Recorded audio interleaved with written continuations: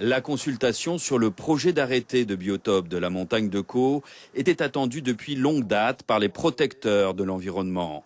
La qualité exceptionnelle de ce milieu naturel est attestée par l'existence d'une SNIEF, c'est-à-dire son inscription à l'inventaire des zones naturelles d'intérêt écologique, faunistique et floristique.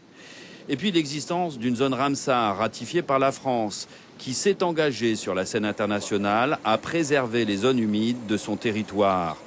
Les défenseurs de ce milieu naturel soulignent l'incohérence de l'arrêté de biotope.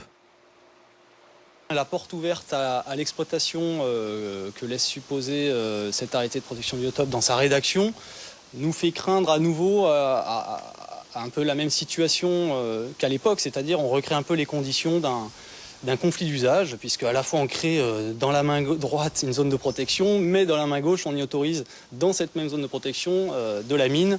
Donc on a l'impression en tout cas qu'on va se repréparer à un cambior bis, en tout cas on en recrée les conditions.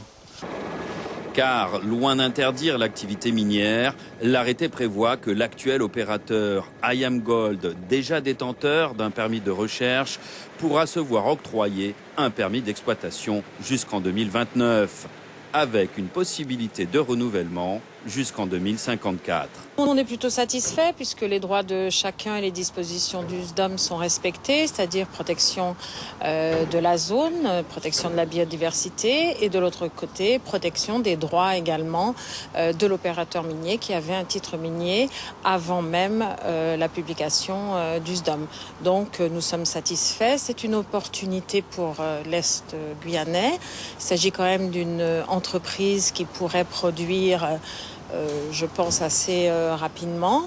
Et puis, c'est un potentiel de 600 emplois directs. Selon l'ADEAL, les mesures prises par cet arrêté auront peu ou pas d'impact sur la vie des habitants de Caux.